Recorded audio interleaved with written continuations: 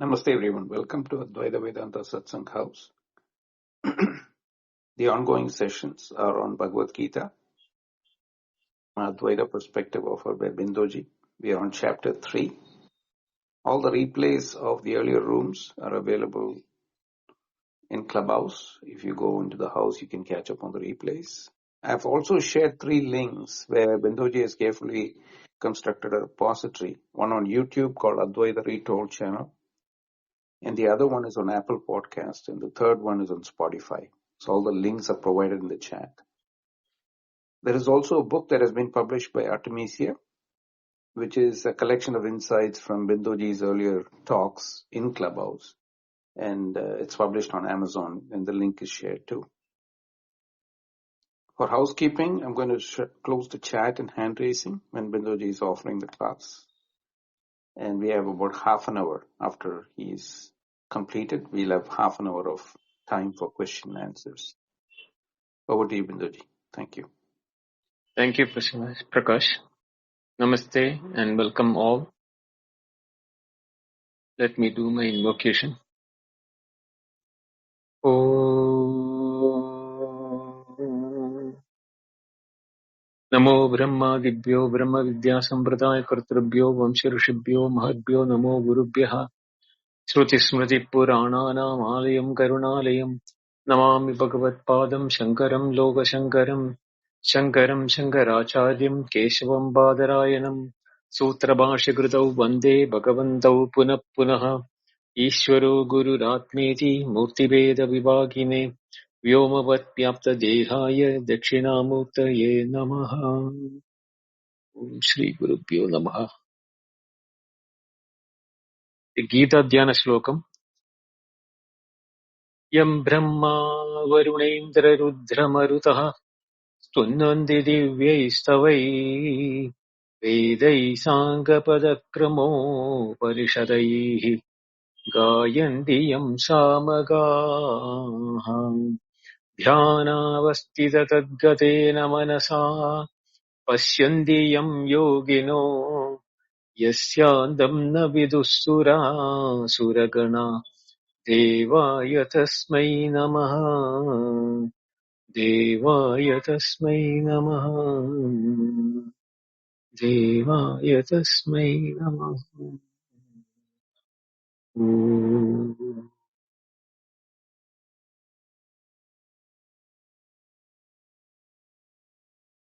The last class we saw that Yajna is co-created along with humanity. Sahayajna praja srishtva purovacha prajavati. It sustains abhyudaya or a worldly order. And it can also regulate the desires, but not abolish it. It binds only if done selfishly.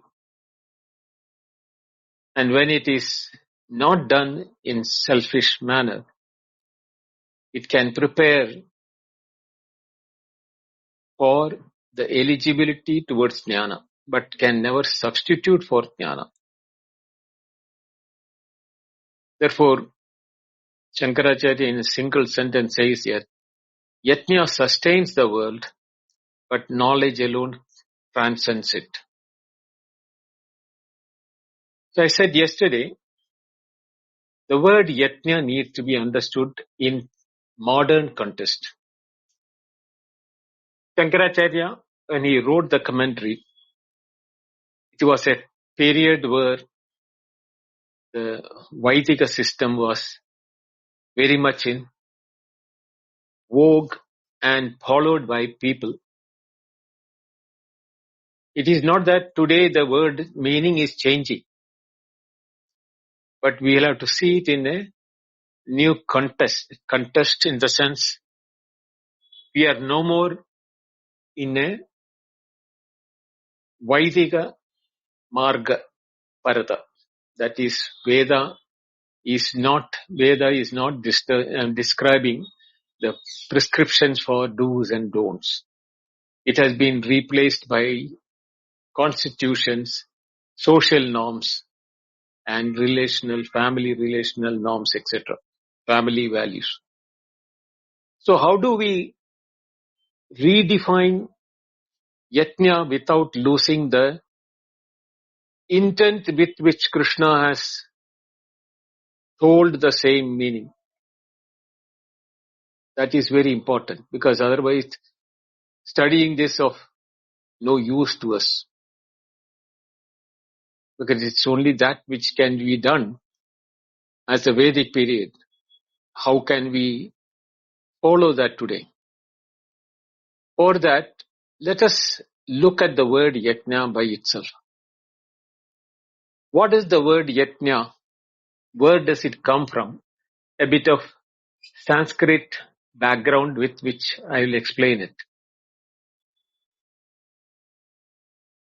The root or the verbal root from which the noun yajna comes is from the word yaj.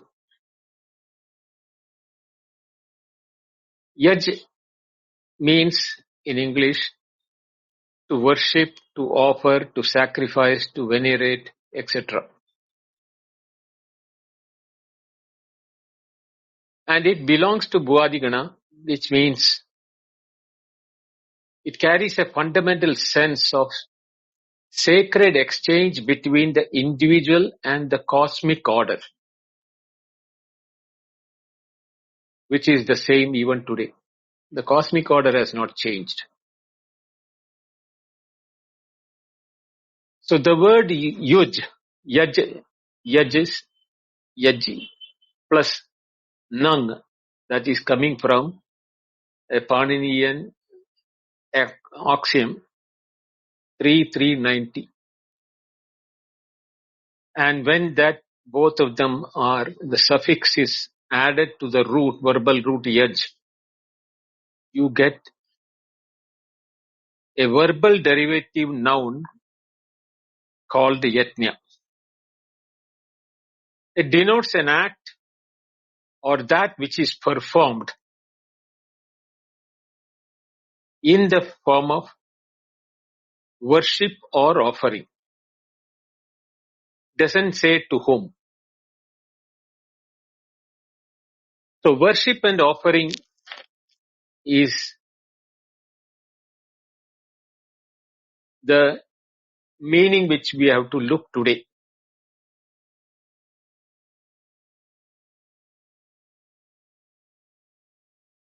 There are three main categories recognized by Yaska in Nirukta. Nirukta is a dictionary for terms in the Vedic language. The technical terms of Vedas is in the dictionary called Nirukta, and the author is Yaska. So it carries three meaning from the Vedic point of view as per the Yaska. Deva Puja, worship of divine. Sangadikarana, to bring together or unification. And there is another meaning called dana, the act of giving or offering. So philosophically rich meanings are there for yajna. It is not a mere ritual where a sacrificial fire is kept and offerings are done into that fire. That is also called yajna. But when we look at the other two meaning of Sangadikarana and Danam, that is bringing together or unification, and the act of giving, it becomes a principle of selfless, unified or unifying giving, which is very much practicable today. It is not into a sacrificial fire.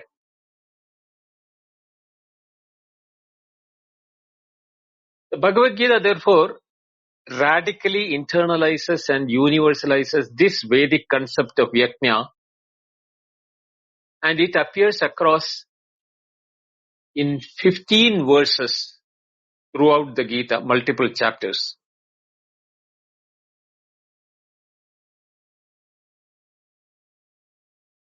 In the Karma Sannyasa Yoga or Karma Yajna as a cosmic law,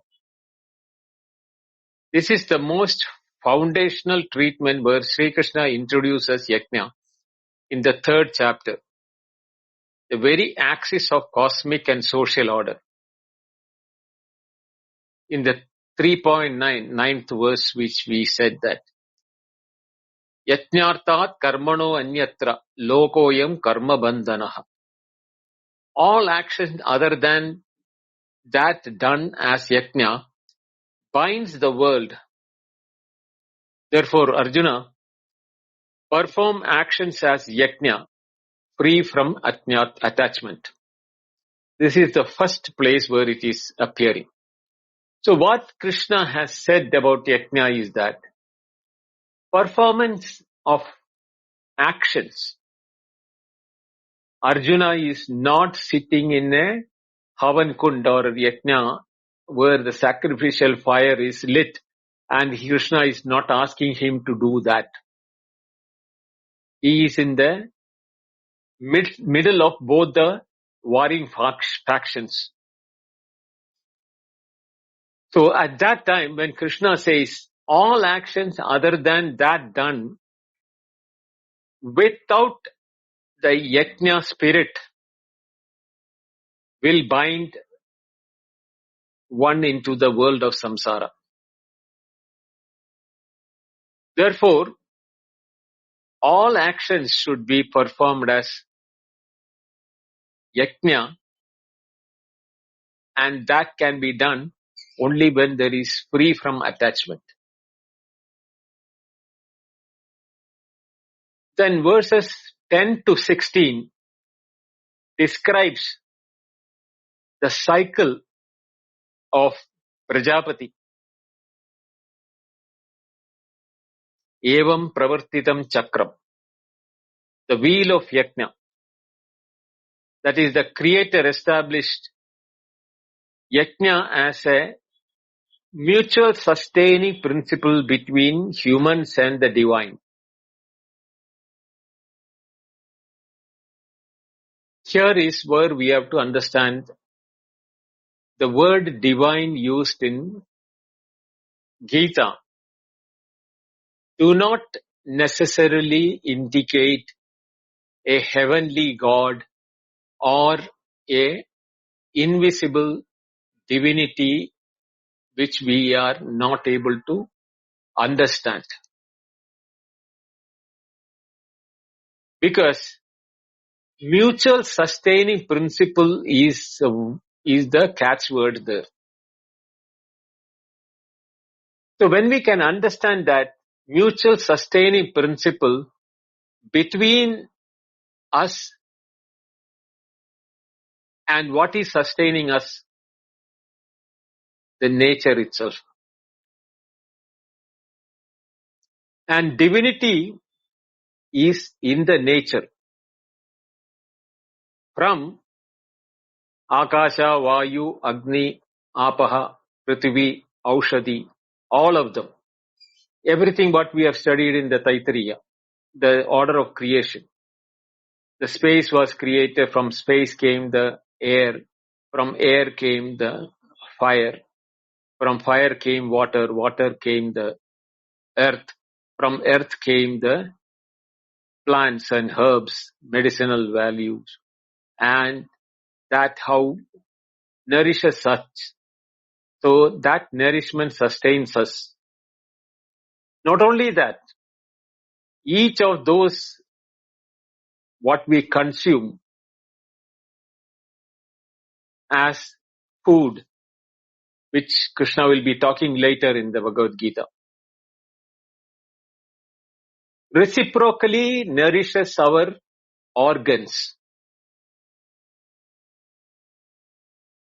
Therefore, in the olden days, during the Vedic period, they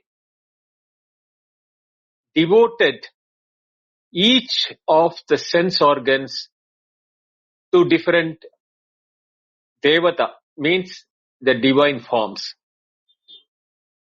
For example, the eyes are given to the Surya Devata, the sun god. The fire god is given the mouth, etc. Like that it is there. Mind is by Indra. Like each one has been given a divine name, which is the propitiator or the one which is maintaining it.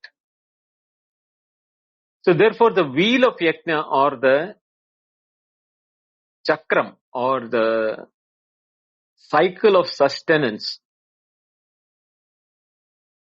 is a vision of entire cosmos as an interconnected sacrificial altar for offering. The entire cosmos becomes the sacrificing altar. And when I say the entire cosmos, it cannot be divided of each one of us. We are also part of the cosmos. So therefore there is a profound implication that all of the existence is Brahman offering into Brahman. The sense of separate somebody offering is itself rooted in the utmost ignorance or avidya. Therefore, when you go to the 4th chapter, Krishna lists many types of yajna, starting from 425 to 433. Deva yajna, Indriya yajna, Jnana yajna, Dravya tapas yoga yajna, Jnana yajna as the supreme. Deva yajna means external offering to the gods. Indriya yajna, offering the senses into the fire of restraints. Jnana yajna, offering all actions into the fire of knowledge. Dravya tapa yoga yajna, material, austerity and yogic offerings.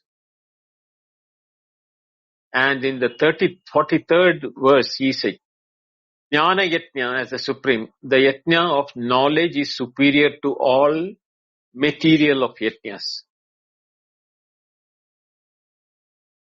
And in the 424 verse is the most important verse where yajna has been described as Brahman, as everything in the yajna. Brahmarpanam, Brahmahavir, Brahmagno, Brahmanahutam. Brahmaiva tena gandhavyam, Brahma karma samadhinaha. The ladle or offering is Brahman. The oblation, what is being poured into the fire, that is also Brahman. Offered by Brahman into the fire of Brahman.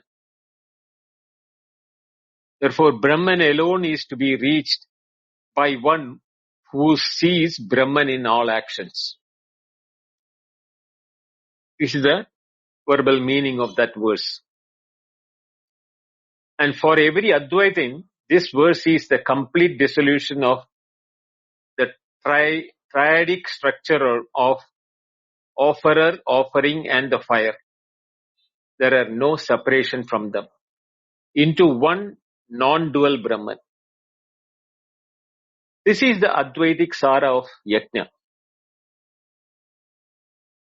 Then in the chapter 9, he is referring to Aham Kartahur Aham Yajna.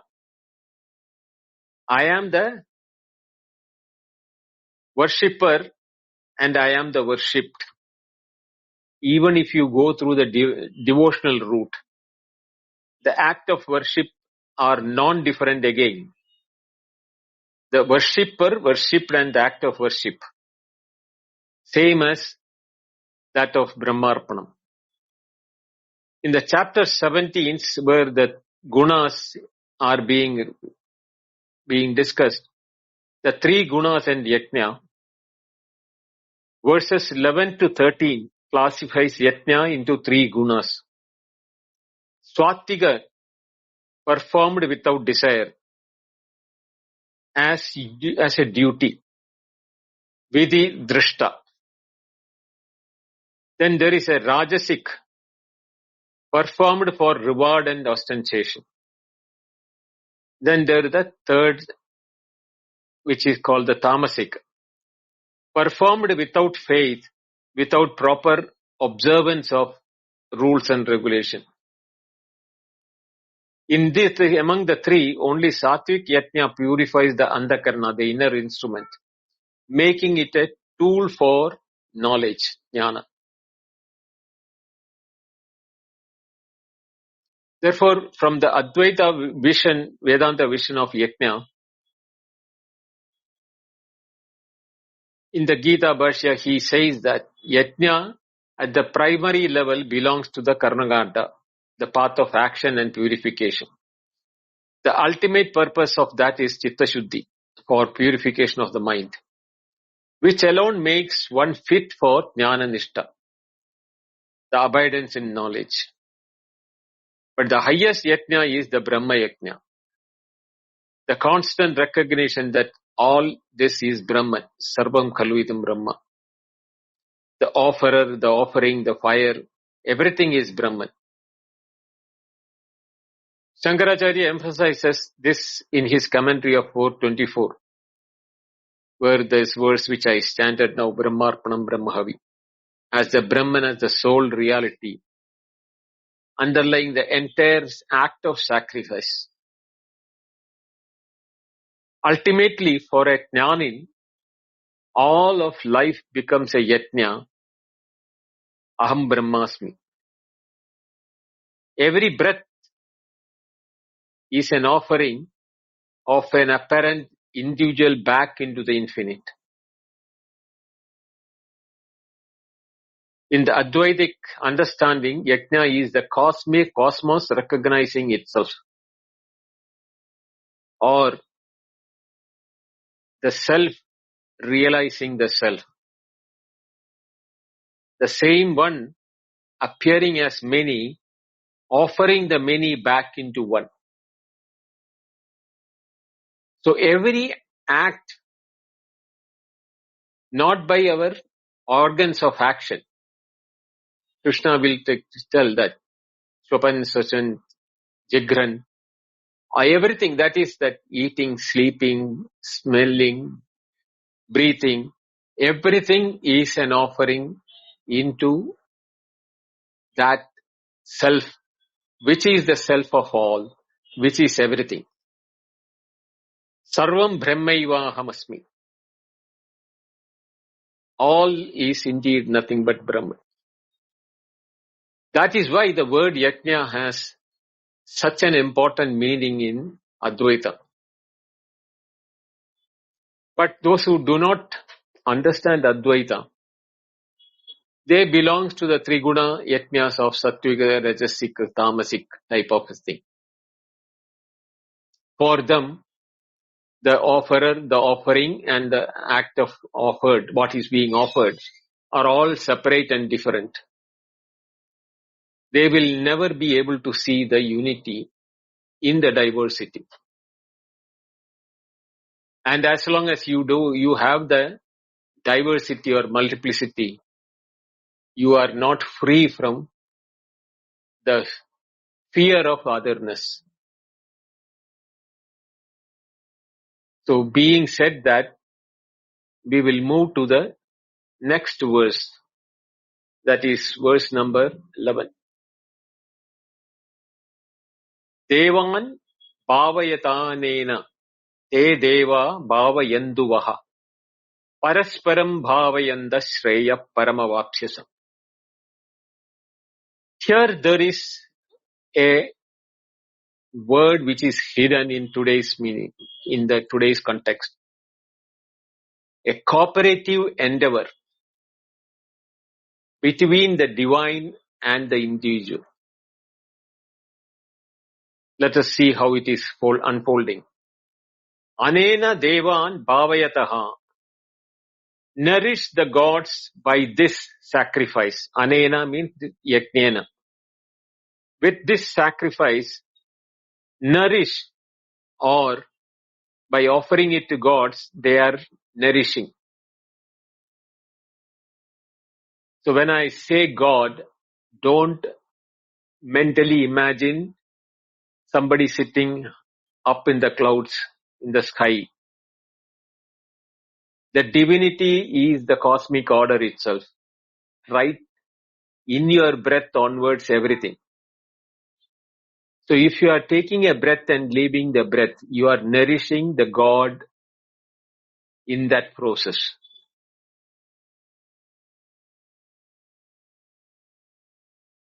The second line is said, Te Deva Bhavayantu.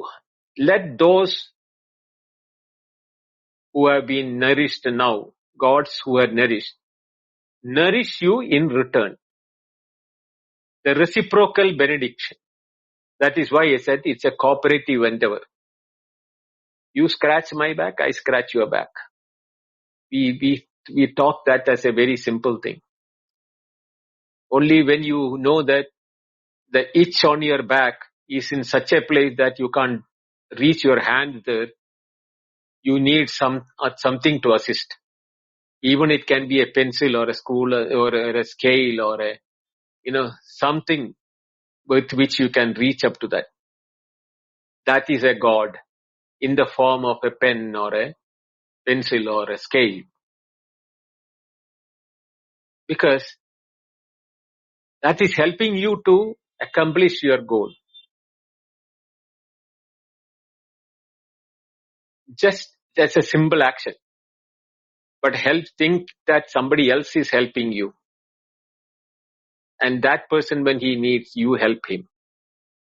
This mutual help between the cosmic order and the humanity is the cosmic order of cooperative endeavor which I was talking about.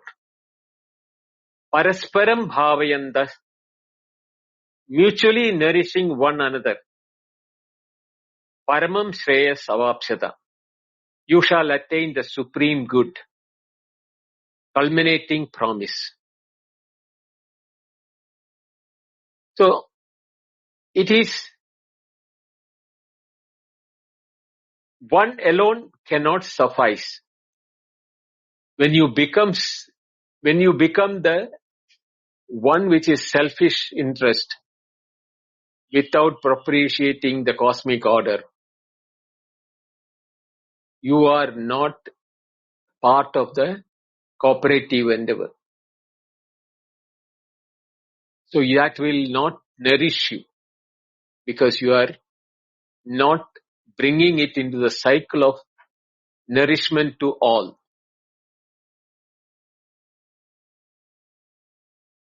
So, keeping this in mind, a bird's eye view of Shankaracharya's commentary will be, Yajna Chakra is described as Parasparam Bhavayanda. That is understood by Shankaracharya not merely as a cosmical description, but as a Dharma Shastra ordinance or a divinely constituted moral economy in which every being participates by virtue of being created. Sahayatnya. To withdraw from this cycle through lazy inaction is not merely impractical, but it is also a cosmic transgression. Cosmic transgression. A breaking of primordial contract established by Prajapati at the time of creation. And Param Shreyas received the carefully graduated interpretation by Shankaracharya. He acknowledges that the Pravarti Marga Adhikari, the one who is oriented towards worldly and heavenly enjoyment. For them, the Param Shreyas means Swarga, Abhyudaya, that is abundance, prosperity and heaven, etc. In the world next, etc. But for a Mumukshu or a seeker of liberation, the same Paramashreyas, Paramavapsisa, points towards moksha attained through progressive refinement of Antakarana. That Yajnartha Karma, the action without attachment when it is done, that becomes the Yajnartha Karma. The same verse thus serves both levels of Adhikaris, the Pravritti Marga and the Nivritti Marga. The mutual nourishment of humans and cosmic order as an expression of Ishvara's own self-nourishing process. Since Ishvara or God is identified with Yajna, Yajno by Vishnu, as per Shankaracharya. So the entire cycle of Devan Bhavayantavaha, Devan Bhavayantu, is ultimately Ishvara nourishing himself through the play of Srishti. So the creation is a play by the self or Brahman as the creator and the created nourishing mutually. And the nourishment is also himself or itself. This reading subtly dissolves the apparent multiplicity or the difference between the worshipper and the worshipped, preparing the ground for the non-dual realization of the Jnani, who has transcended the Yajna Chakra altogether, which is his embodiment. And the fourth, most crucially, Shankaracharya's overall argument, this verse does not say that Yajna directly yields moksha. It says, Paramam Shreyas Avapsyata. It's a careful route to Param Shreyas through Chitta Shuddhi and Jnana rather than directly through karma. The Yajna Chakra is the path, Jnana is the door, moksha is the destination.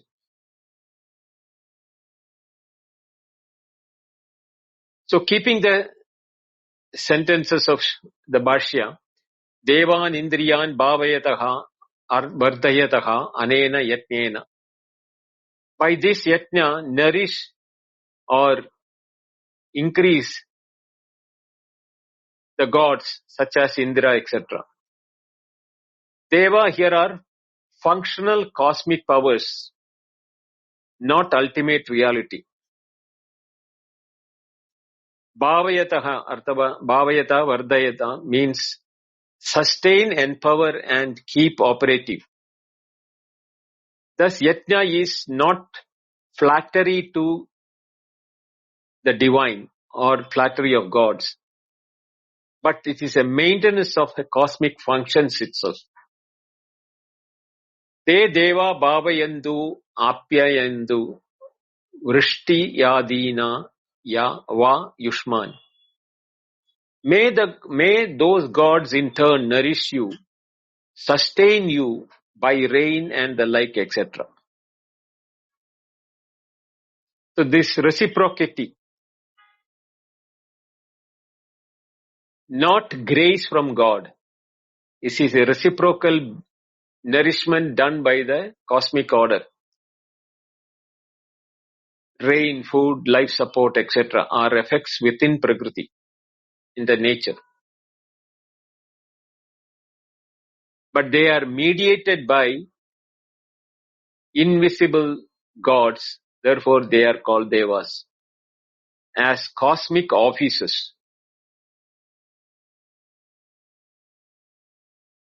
There is no suggestion here of liberation, transcendence, direct divine gift of moksha, etc. This remains squarely in Abhyudaya. Abhyudaya means well-being, worldly well-being. Parasparam anyonyam bhavayandaha means that's a mutually nourishing one another, or the cooperative endeavor.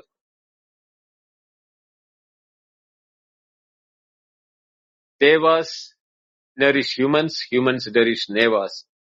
Actions nourish the results goes back to the action. Need gets fulfilled, and fulfilled needs becomes offerings. So this is a closed cycle and not a final release from the samsara. Shreya param moksha lakshanam jnana prapti kramena avapsyataha. You will attain the supreme good characterized by as liberation through the gradual attainment of knowledge through chitta shuddhi. This is a critical Advaitic insertion done by Shankaracharya, not in the verse as it is.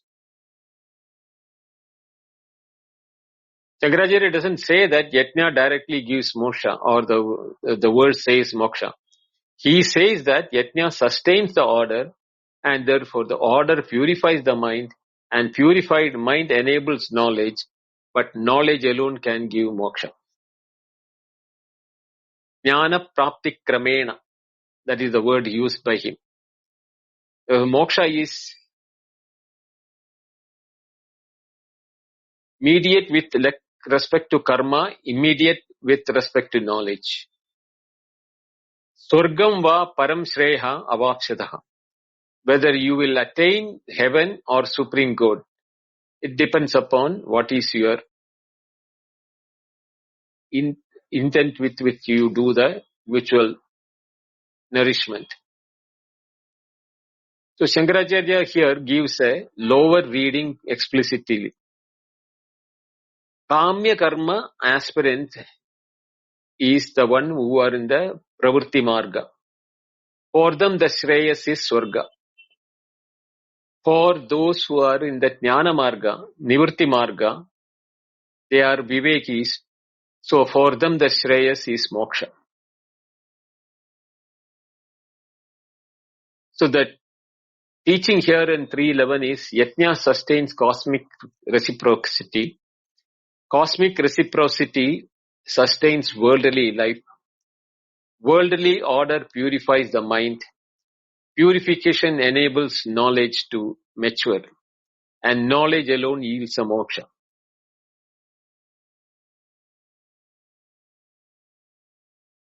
With that, karma maintains the wheel, knowledge steps off it. And this prepares what verses 12 and 13 are now going to complete this cycle. Ishtan bhogan hi vo deva dasyande yajna bhavitaha tair dattana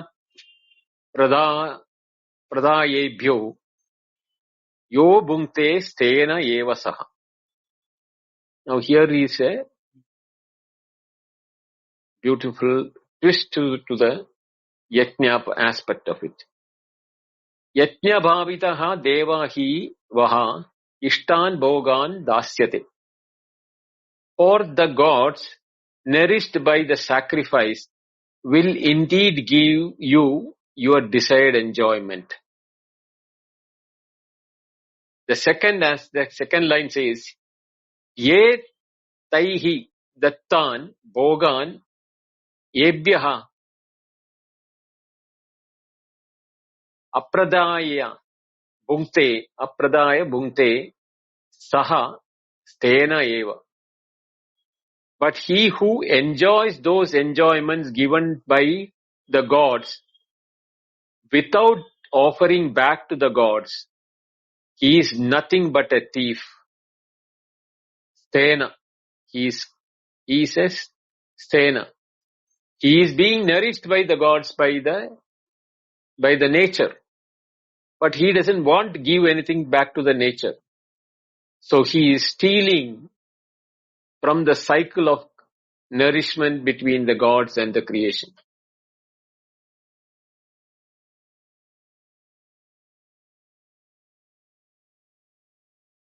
So when we look at this, the verse completes the 3-verse account of the Yajna Chakra beginning with 3:10. Now, the humans nourish gods through Yajna, which is told in the 10 and 11. Gods nourish humans through the gifts of nature. The first line of this verse, 12a. And the obligation to return those gifts through Yajna is dharmic necessity, whose violation constitutes a theft. Therefore, this cycle as a precise metaphysical account of runa, means debt, indebtedness, the primordial indebtedness that structures all human existence within samsara. Second, stena eva saha. The theft is not merely of material goods, but of the cosmic dharma itself. The individual who consumes the gifts of gods like food, water, air, warmth, health, everything, without acknowledgement through yajna, is appropriating what belongs to the entire cosmic order for purely selfish enjoyment. This is ahankara and mamakara in the most concrete form, the I and mine that constitute the very root of samsaric bondage. So the word bhumte in the sentence, middle of the voice, make the subtle but important philosophical point. The self-centered enjoyer, bhokta, who is bhumte is the verb. The one is consuming. Bhokta is the consumer. So, bhokta bhumte. So the enjoyer consumes. Taihi dattan bhogan means without returning the very type of cosmic order to the cosmic order. Ahankarin is the one who has fundamental error in identifying the Atman with the Bhoktr or the enjoyership. The Yajnashesha Bhuja of the next verse, on the contrast, dissolves this identification. Yajnashesha. Whatever is left out after returning back to the cosmic order, the residual or the residue, that when is taken by the individual, it is dissolved, this bhoktrutva or the feeling of enjoyership. First offering, then eating the remnant. The karma yogi, he becomes a karma yogi. Denies the ultimate ownership of jiva over the enjoyment, pointing towards Advaitic truth that Atman is neither karta nor bhokta. You can have that attitude of I am not the karta nor the bhokta. I am not the doer, not the enjoyer, only if you do this. So therefore he is called a karma yogin. This verse is not primarily about social ethics or ritual obligation. Though it includes both, the ultimate it is about the adhyasa removal, superimposition that constitutes the samsara. The word stena, who consumes without offering, is embodiment of ignorance or avidya. taking gifts offered or by cosmic manifestation as his own personal enjoyment. Just as the Ajnanin takes the Brahman's annada, Brahman's ananda, as a private enjoyment of the individual jiva, the antidote is not merely ritual sacrifice but the complete inner reorientation of yajnartha buddhi. The recognition and that nothing belongs to the jiva, all that is Ishvara's, and that the proper posture of embodiment being within samsara is the yajna arpana or offering, rather than griti, means grasping. So appropriation without return is the theft. Ishtan abhipredan bhogan hi va yushmabhyam deva dasyante vitarayashyanti.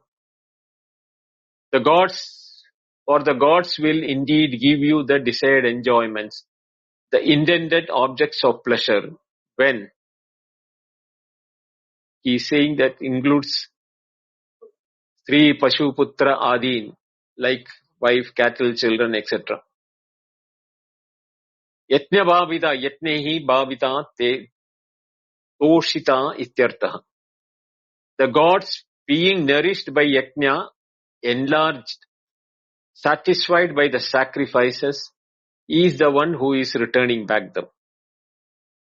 Te devai dattan bhogan apradaya adatva anadriniam akritva ityartaha. So having not offered back, not given in return to the gods, the enjoyment given by the gods, having failed to discharge one's indebtedness, yebhya devebhyaha ya bhunkte swadehendriyani eva tarpayati. He who enjoys, who merely gratifies his own body and senses without offering back to the gods. Stena eva taskaraha eva sa devati swa apahari. He is indeed a thief, truly a robber, who steals what belongs to the gods and others.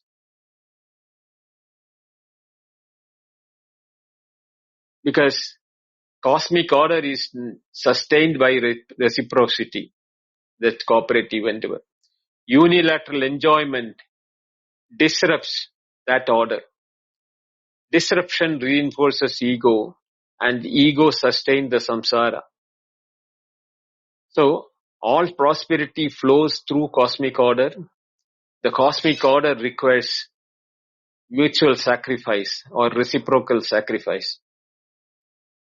Consumption without sacrifice is theft. And theft reinforces the ego and bondage. Only when you do it as a yajnartham, yajna weakens the ego and prepares for knowledge.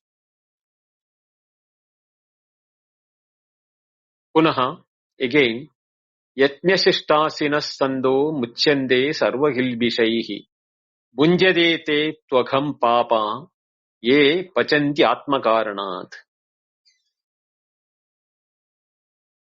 Yajnashishtastanas sarva kilbishaihi muchyande. The virtuous who eat the remnant of the sacrifice after having offered back to the gods are freed from all sins.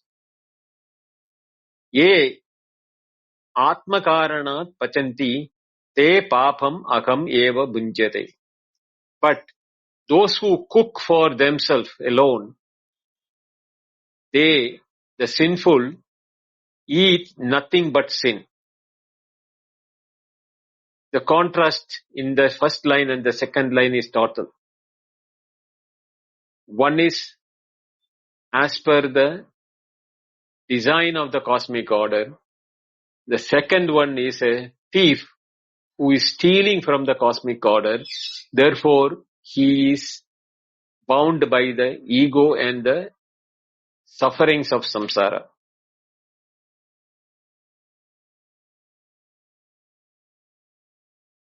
Yajnashishtastina is read by Shankara is not a narrow ritual injunction about physical food, but as a comprehensive description of inner orientation of a karma yogin. To eat the yajnashishta is to acknowledge, yajnashishta means remnants, is to acknowledge through the concrete action that the jiva has no ultimate ownership over anything, that all belongs to the Ishvara. That individual's proper role is arpana or is yajna. This inner disposition is the very heart of nishkama karma.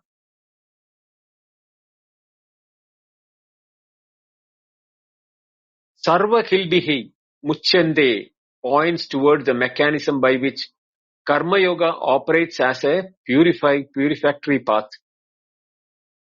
Shankaracharya reads kilbisha as karma amala, accumulated impurity of past sakama karma, desired motivated actions, that obscures antakarana or inner instruments and prevents the dawn of jnana. Yajnashishtasana, actions performed as an offering, does not generate new karma amala, and simultaneously burns away the existing impurity, gradually rendering antakarana shuddhi, which is pure and transparent, fit to receive the light of Atma-jnana.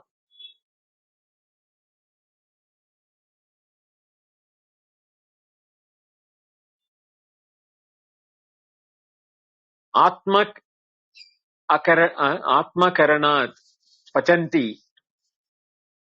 Most penetrating Advaitic analysis is given here. The one who acts Atma-karanat is a paradigm of ahankara, one whose entire world is organized around the false center of empirical ego. This false center is precisely the adhyasa or superimposition of the jivatva upon Atman. And all action proceeding from it deepens the superimposition, generating more and more karma samskara, ever tightening the samsaric bondage. Shankara thus reads that Atma-karanat as pointing not merely to selfish in the ethical sense, but to avidya in a metaphysical sense, the root of ignorance from which all bondage springs up. Sorry.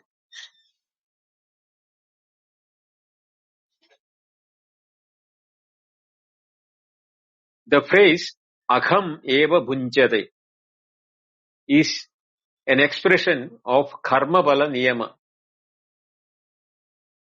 the inexplorable law of karma. The one who acts from ahankara accumulates papa. Precisely, and because papa is the karma phala of ahankara driven action, not as an external punishment but as an intrinsic consequence of ignorance driven karma. Seeking the enjoyment, the sinner accumulates agham, means papa or the sin. Seeking liberation through yajnartha karma, the santaha or the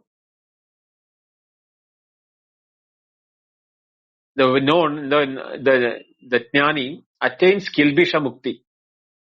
he gets freed from these sins. The verse thus illustrates with perfect economy the Advaitic principle that the very act of seeking enjoyment for empirical self reinforces the false identification that constitutes samsara, while the act of offering dissolves it. Deva yajnadin nirvritya tat srishtam asanan amritakyam asitum sheelam yesham. Those who have the habit of to eat the remnants of sacrifice, having performed Deva Yajna, and the like are called, the Deva Yajna is called Amrita. So this remnants of Yajna, after having offered to the gods, is called the nectar of the offering.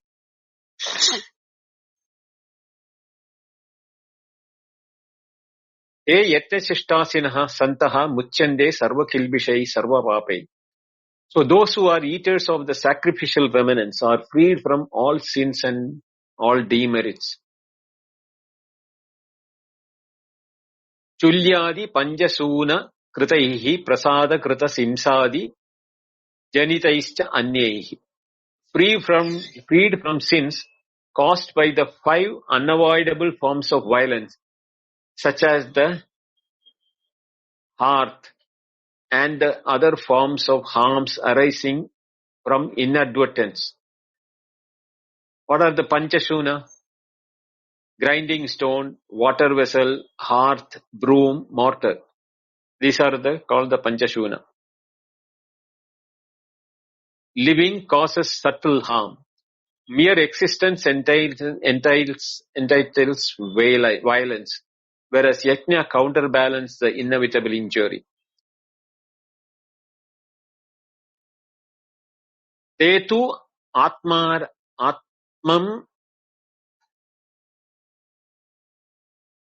baraya.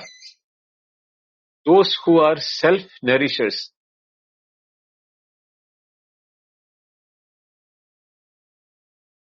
One who fills only himself, no offering, no reciprocating, no yajna, 100% egocentric consumption.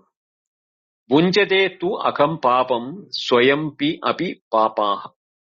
They eat sin. They themselves are sinners. Ye pachanti pakam nirvartayandi atmakaranat atmahetaha. Those who cook and prepare food solely for their own sake. Atmakaranat. Because of the self-referential motive. They are doing that. Itascha adhikritena karma kartavyam. Therefore, also, action must be performed by one who is qualified for it. Shankaracharya is transitioned back into duty. Action sustains cosmic reciprocity. Omission disrupts the order. The adhikarin must not abandon it prematurely. Karma yoga belongs to the ajnani. Yagas chakra pravritti hedukhi karma. For action is the cause of the turning of the wheel of the world. The cosmic cycle is retained by this action. Yajna, rain produces food nourishes beings is able to perform actions in the form of yajna, and the cycle continues. It's a social order of cosmic order and a biological continuity. Without karma, the wheel collapses. Katham iti uchyate. How? This is being explained in the verse from 314 to 316. The metaphysical chain is articulated where karma shown as structurally necessary, yet still subordinate to the knowledge. Therefore, from 3.9 to 3.13, we now have complete karmic structure. Action binds when appropriated, done in selfish way. Yajna prevents this appropriation. Yajna purifies and neutralizes the inevitable harm. But one who is self-centered and enjoys is doing a selfish act, is called a thief. Karma sustains the cosmic wheel. Knowledge alone can make an exit from this wheel. So the karma cycle sustained. Yajna purifies the cycle. Knowledge ends the cycle. We will take the 14th verse tomorrow. Annad bhavanti bhutani parjanyad anna sambhavaha. Yajnad bhavati parjanya yajna karma samudbhavaha. This we will do it tomorrow. Om Purnamada Purnamidam Purnat Purnamudachyate Purnasya Purnamadaya Purnameva Vishishyate. Om Shanti Shanti Shanti Harihi Om Shri Gurubhyo Namaha Harihi Om. Thank you. Dhanyawad. Thank you very much, Bindoji. Again, a very profound session on action leading to wisdom and what is purification in that. I've opened the chat and hand raising. If you have any follow-up questions, please come up and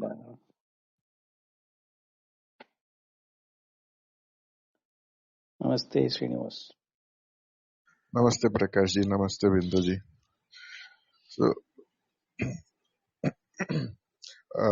So, Bindu ji, the Ishvara or the God talked about here, is it a monotheistic God or because sometimes it is referred to as gods? So, is it a polytheistic? So, what kind of gods are being referred here? Cosmic order. Everything in the cosmos, which can nourish you. Space, air, water, so basically polytheistic fire. God, right? Yeah, this is not the gods in the sense of, independent objects or in object or creations. They are nothing but the nature itself. In the nature, we see divinity. That is how the Vedic life was. They used to see, and then they used to give names for the God who is appearing as, the order in the nature, like Vayu Devata, Agni Devata, Varuna Devata for the water, etc. So that polytheistic way in which you say that if you have taken them as separate ones, they are all polytheistic. But they are all nothing coming from that, from one Atma or Brahman, which we said, Tasmad Atmana Akasha Sambhudaha, Akashad Vayu, Vayu Agni, which we saw that in the Taittiriya. If you look at it, it is not polytheistic. It is the same which is having different expressions. That then it becomes monotheistic. So it depends upon which is comfortable for you, you can take that. But both are not what you call wrong in the sense that one contradicts the other. No. It is the way in which we can see it. So we can say it's like a Saguna Brahma kind of thing, right? Yeah, you can say that. Because I think there is some level of clarity required about this also for a accurate performance of karma yoga, right? Like, don't you think, like, what we are talking about, especially things like Saguna Brahma versus something else, right? Like, for example, I don't think so. Yat karashyasi yadasnasi tatkurusha matarpanam is the statement given by Gita in Krishna in the Bhagavad Gita. So, we are giving back to the nature. We are taking breath inside and we are leaving out breath. What we are leaving out is a food for something else, plants, etc. Like that, the plants, when they take carbon dioxide and give back the oxygen, that is a food for us. So we are mutually reciprocally nourishing each other, right? The same way, the water which we are consuming also is for cleansing. And the water is cleansed again, given back to us by the sun, by the fire of clouds and etc. So there is mutual, what you call, support, reciprocity support. So if you want to be a person who doesn't want to take God into picture at all, still you can do that, because the cosmic order itself is representation. But if you want to add divinity to that there is a God, Indra God, or Surya Devata, all those things, that also is acceptable to, which is, if it is comfortable to you. But that doesn't change the whole picture as to which is right, which is wrong. It is not like that. Both are right. It's a way of looking at it as either as a divinity or as a cosmic order itself. Okay. Thank you, Bindaji. Thank you for the explanation. That's it.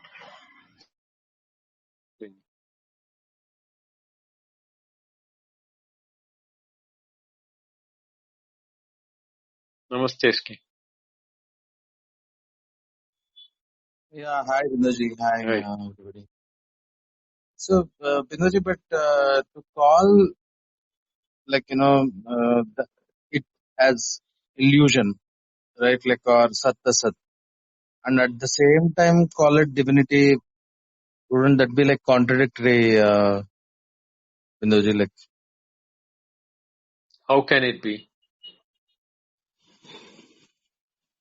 because when you say it is an illusion, it means that it is not positively there. Did you get the meaning that illusion means it is not there? Yeah, it is not like positively there. It is just like there as appearing as something else. You should understand that the illusion or mithya doesn't mean that it is not there. The word mithya or the illusion or appearance which we are talking about is that they do not remain in the same form all the time. There is a change in them, and that change makes them not completely truth or remaining as unchanging reality. Therefore, we call it as an appearance.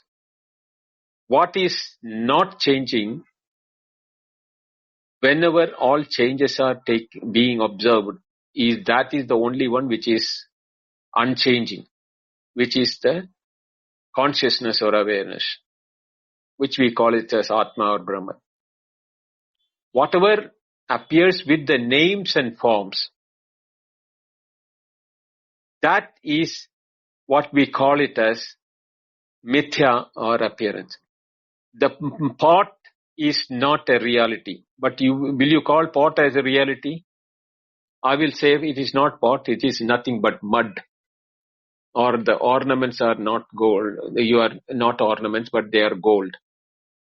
Doesn't make the pot or the ornaments illusion.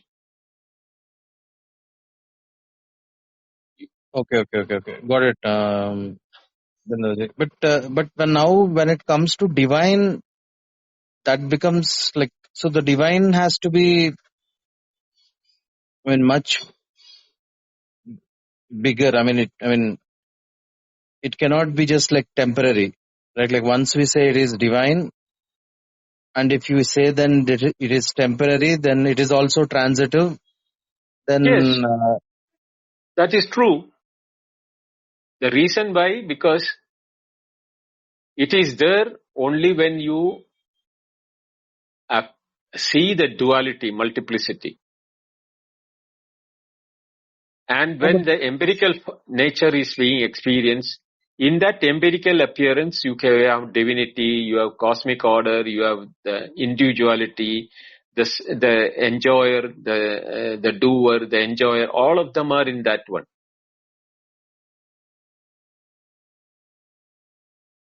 Okay, but the divine now has to be at the a priori, right? No, That means, that is why he said that Pura Prajapati Sahayatnya Praja Srishtva Prajapati. The Prajapati is only a name for the same Hiranyagarbha or Brahman itself. The awareness created the waking.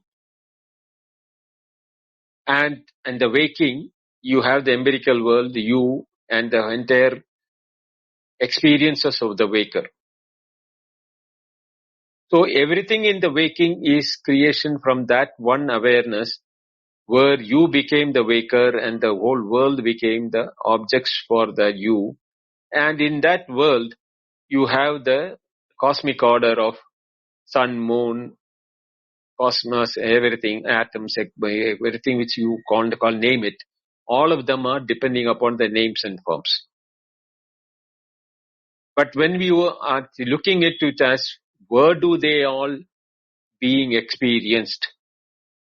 Can I experience them independent of awareness? No way I can experience them independent of awareness. It is that awareness which was there without the contents of the awareness, which now projects. That is why it is called Prajapati.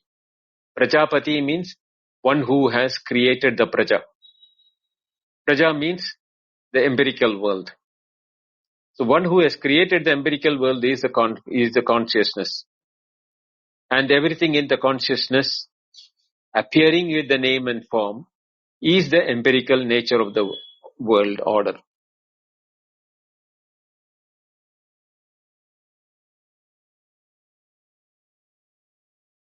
yeah, got it. Thanks. Thank you, SK. Namaste, Venkat. Benji, can you hear me? Yeah, I can hear you. Okay, then it's good. I'm in part of Mauritius, South Mauritius. I see the abundant life forms. Such a mutually nourishing life forms. Scared to even step somewhere that will kill as many life forms. You are not killing. Na jayate mriyate va kadachit. Yeah, so this cosmic order you talked about, that's so mutually nourishing, right? Sun rises and nourishes the ecosystem, and yes, the cloud simply keep raining here. yes. As and when cloud form, it rains, and it's simply raining. Nourishing the trees and the water bodies, and the trees grow. They give out fruits, and the birds and animals, they eat them. It is like a nourishing one, continuously. That yagna becoming very, very alive.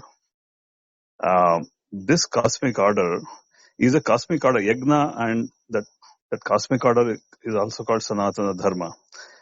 These are interchangeably correct.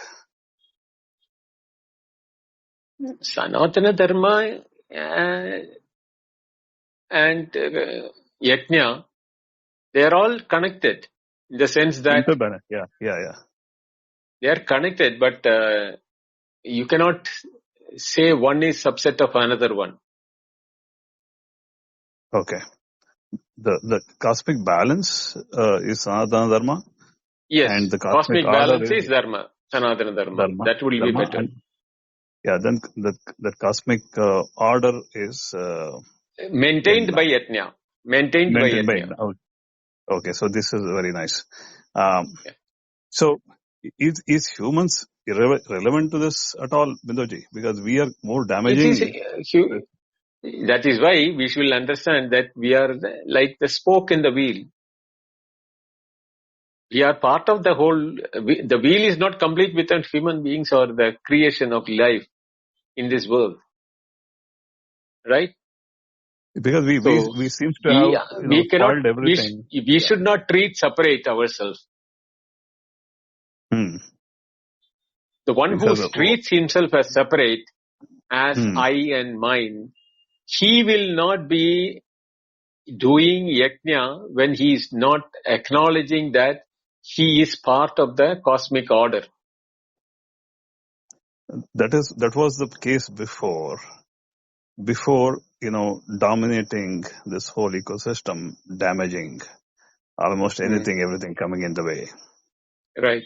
That is why is a human relevant at all? I know you need to understand this whole The structure. humans were relevant and they were very much part of the ecosystem until the selfishness and the commercialization overtook the mentality in the human beings to become not part of the cosmic order. If you look at in the Vedic period time, what do they say? Swasti prajabhya parivalayantam nyayena margena mahim mahisha brahmanebhya shubhamastu nistam loka samasta sukhino bhavantu kale Hmm. varshatu parjanya prithvi sasya shalini lokoyam shobharehitaha. All of them, what does it say that the mantra or what was the prayer saying? Let the Yeah, whole Sarve world Jana be Sukhino nourished. Bhavantu. Yeah, Yeah, Sarve Jana Sukhino Bhavantu. Sarve Jana Sukhino Bhavantu is part of that, right? Yeah. Yes, Benduji. I think this something is gone, deviated from somewhere. But the way I see now, the body itself is in yagna only because the heart is pumping and every organ is doing their duty. And we Yes. simply put more sugar, more food, all the nonsense, drugs, etc. That is It why is, we should eat food as a medicine, not food as a source of enjoyment. If we eat, that food becomes poison for us. okay. So the yagna is also including the body. Yes. Nothing is outside it. Excluded. Now it is all Yeah. encompassing. This is very, very nice, very, encompassing knowledge.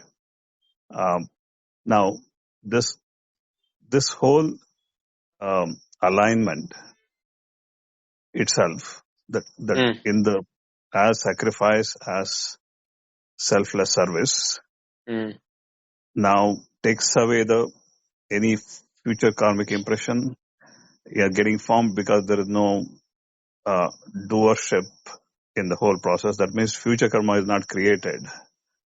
Giving Yes. When you do it in Yajnartham, then you are not creating a future karma for the cycle. You will realize that there is no, doing this, what does it do? It brings you to understand how the cosmic cycle is working, that your mental clarity comes, Chitta Shuddhi. And when the Chitta Shuddhi is ripe, that is the time when the knowledge really knows that I am not separate from the whole thing, that Aham Brahmasmi. That knowledge is the one which happens whereby Sarvam Khalidam Brahma becomes a reality. Yes, Bendoji. This abundance seems to be the result of yagna, because the sense of satisfaction arising is multifold in a All way. those things are in the level, at the ignorance level. Ignorance level, agreed. Just that it is the effect of that itself. Even though it Yes. may not give material abundance, it seems to give that completeness somewhere that is kicking in irrespective. I think Binoji, this is nice of you. This shift is really good. We moved away from karmic cycles to yagna. Yeah. Now the whole of Veda chanting, all that is yagnic. Seems like yagnic than karmic. Is that that is right. Okay. Everything is, before you start your Pachamyanyam Chadurvitam, all those things, what is that? that it becomes a yajna there, no? And whatever you are consuming is not your Brahmarpanam Brahmahavi. When I Ah, explained that, what does it yep. say? Everything is Brahman only. So when you are chanting also, the chanting chants are nothing but reminding you about the social order or the cosmic order, where the chants are for worshipping the gods, not as for any boon or benefit, but as mere recognizing them in the cosmic order. If selfishness comes there, that Putreshana, Vitteshana and all Meditation. those things come, Hmm. then their chanting is not yajnartham. Then it becomes what is for selfish. Then you are called a thief, because you are taking away from the cosmic order. But if you take yajnashishta, that is what is finished after the cosmic order has been appropriated, because you are, what is that I'll explain it tomorrow. What is the yajnashishta in the whole process? What this thing is? If everything is cosmic order, what is the remnant? What they are talking about here? I'll be explaining that tomorrow. So that prasada side of it. Prasada Okay. aspect. Okay. Then I think you're getting there, Binduji. I think that Yes. now it makes complete sense. We'll wait for tomorrow then, Binduji. Okay. Hari Om, Binduji. Hari Om. Thank you, Venkat. Okay, Prasad. Sure, Prakash? Bindoji. Thank you everyone for coming, and especially those who came up and asked questions. And again, a special thank you to Bindoji for guiding us into this very critical transition from how one conducts actions and how that relates to wisdom. So again, as I mentioned, the replays are available for you to do the Sravana Manana, or you can go into one of the YouTube channels, which I think will be a day late, I think. Right, Bindoji? It'll be Yes. one day late. Yes. Yeah. If you want to catch the immediate replay, Clubhouse might be the best option. Right. And yes. And tomorrow we meet again at 8:30 p.m. IST to continue on Chapter 3, Room number 7. Again, heartfelt thanks to Bindoji, and over to you, Bindoji, to close the room. Thank you, Prakash, Srini, SK, Venkat, and all of you who have been listening. We'll continue with Gita tomorrow, 3rd chapter. Hari Om. Good night. Good night.